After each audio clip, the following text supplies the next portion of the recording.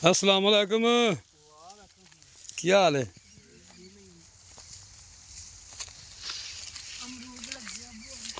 आज मैं लेट हो गया कि?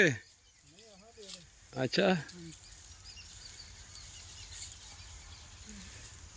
चलो अल्लाह पाक खैर करे।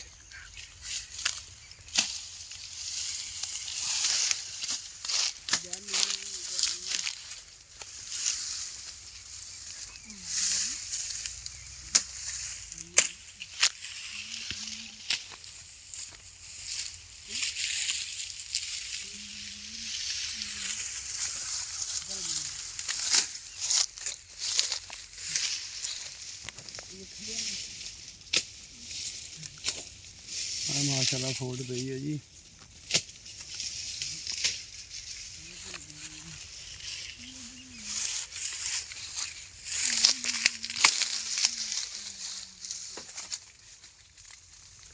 देखो आ किन्नी है।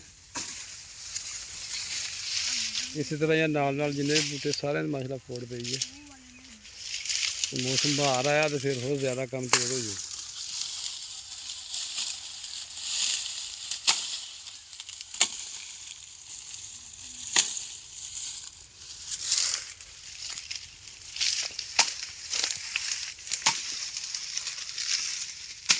घाह घूह अजे मैं कोई नहीं वड्ढिया, नाल ना ही वड्ढना अजे।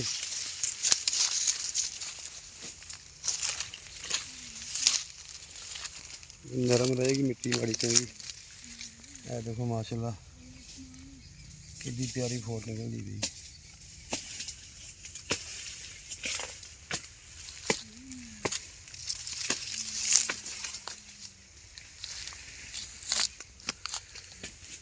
देखो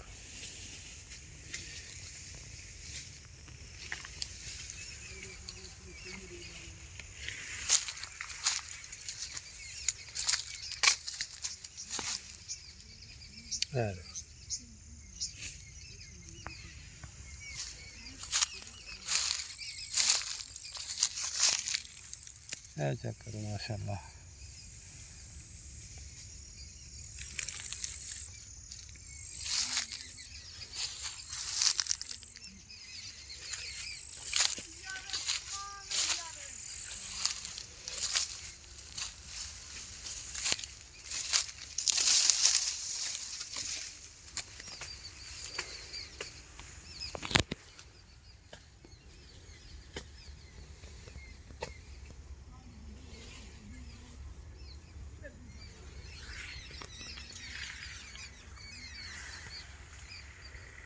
कणक भी माशाल्लाह कितना प्यारा रंग निकला कणक का।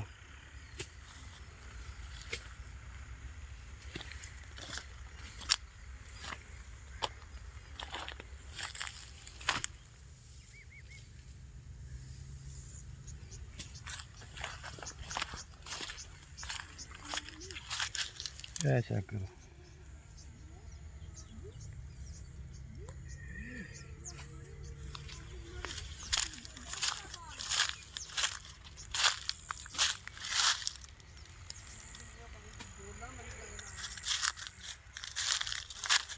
ये ਜਿਹੜੇ पुराने लगे है जी साल दे हो गए।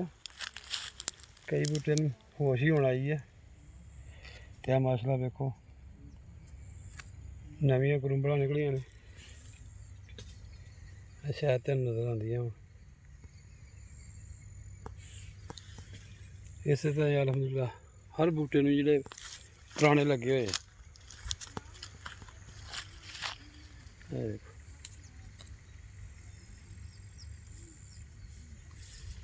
बड़ा अल्लाह का शुक्र अलहमदुलिल्लाह।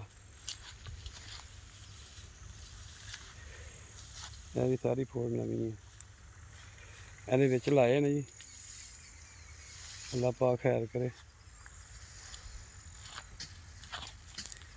यह कमाद वेला हो रहा कमाद वाली खत्ती इत्थे भी इंशाल्लाह लाने हैं।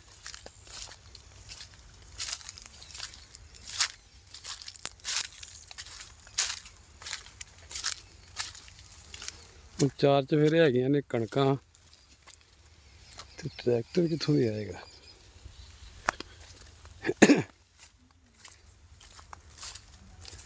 ਤੁਸੀਂ ਮੇਰੇ ਦੋਸਤ ਵੀਡੀਓ ਦੇਖਣ ਵਾਲੇ ਦੱਸੋ ਹਾਂ ਕਿ ਢੱਗਿਆਂ ਨਾਲ ਇਹਨੂੰ ਵਹਾ ਲਈਏ ਜਾਂ ਟਰੈਕਟਰ ਦਾ ਕੋਈ ਬੰਦੋਬਸਤ ਕਰੀਏ। ਲੇਕਿਨ ਟਰੈਕਟਰ ਜਿਹੜਾ ਫਿਲਹਾਲ ਕਿਸੇ ਪਾਸੇ ਲੰਘਣ ਦੀ ਕੋਈ ਗੱਲਬਾਤ ਨਹੀਂ ਹੈ। ਆ ਸਾਰੀ ਮਾਸ਼ਾਅੱਲਾ ਖੱਤੀ ਵਿਹਲੀ ਹੋ ਚੱਲੀ ਹੈ, 2-3 ਦਿਨਾਂ 'ਚ ਹੋ ਜਾਣੀ ਹੈ। ਇੱਥੇ ਵੀ ਇਨਸ਼ਾਅੱਲਾ ਲਾਉਣੇ ਬੂਟੇ।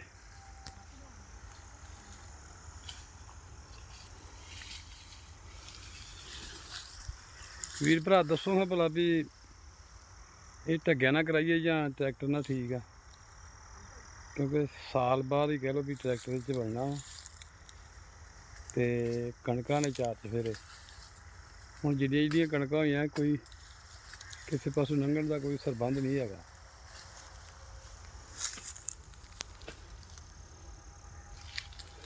ਇਹ ਵੀ ਇਸ ਤਰ੍ਹਾਂ ਨਾਲ ਨਾਲ ਲਾਏ ਨੇ ਜੀ।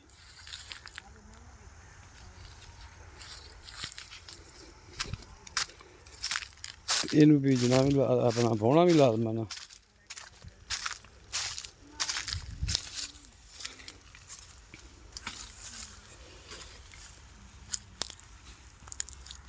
ਇਹ ਬੂਟੇ ਨੂੰ ਮਾਸ਼ਾਅੱਲਾ ਸਭ ਤੋਂ ਜ਼ਿਆਦਾ ਫੋੜ ਫੜੀ ਹੈ।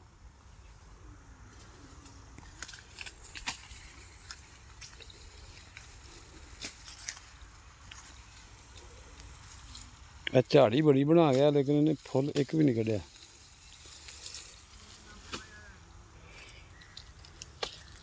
ਇਹਨੇ ਤਾਂ ਫਿਰ ਵੀ ਕੋਈ 2-4 ਦਾਣੇ ਚੁੱਕੇ ਆ।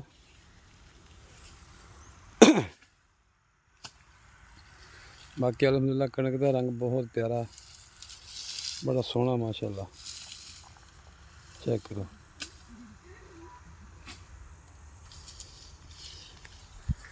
ਜਿੰਨੇ ਮੇਰੇ ਵੀਰ ਵੀਡੀਓ ਵੇਖਣ ਵਾਲੇ ਮੈਨੂੰ ਲਾਜ਼ਮਨ ਦੱਸੋ, ਜਿਹੜਾ ਜ਼ਿਮੀਂਦਾਰ ਬੰਦਾ ਭਾਈ ਵੀਰ ਮੇਰਾ, ਅਸੀਂ ਐਡੇ ਵੱਡੇ ਜ਼ਿਮੀਂਦਾਰ ਨਹੀਂ ਗੇ, ਲੋਕ ਦੇ 20-40 ਮਰੱਬਿਆਂ ਦੇ ਮਾਲਕ ਨੇ, ਸਾਡੇ ਕੋਲ ਨਹੀਂ ਇੰਨੀ ਜ਼ਮੀਨ ਹੈਗੀ। ਤੇ ਮਤਲਬ ਹੁਣ ਢੱਗਿਆਂ ਨਾਲ ਸਹੀ ਹੈ ਜਾਂ ਟਰੈਕਟਰ ਤੇ ਟਰੈਕਟਰ ਕਿਸੇ ਪਾਸੇ ਕੋਈ ਹਿਸਾਬ ਨਹੀਂ ਲੱਗ ਰਿਹਾ ਕਿ ਬੜੇ। ਲਾਜ਼ਮਨ ਕਮੈਂਟ ਕਰਕੇ ਦੱਸਣਾ ਤੁਸੀਂ, ਤੁਹਾਡੇ ਕਮੈਂਟ ਦਾ ਇੰਤਜ਼ਾਰ ਰਹੇਗਾ। ਮਿਲਦੇ ਹਾਂ ਨੈਕਸਟ ਵੀਡੀਓ 'ਚ। ਅੱਲਾ ਹਾਫਿਜ਼ ਜੀ।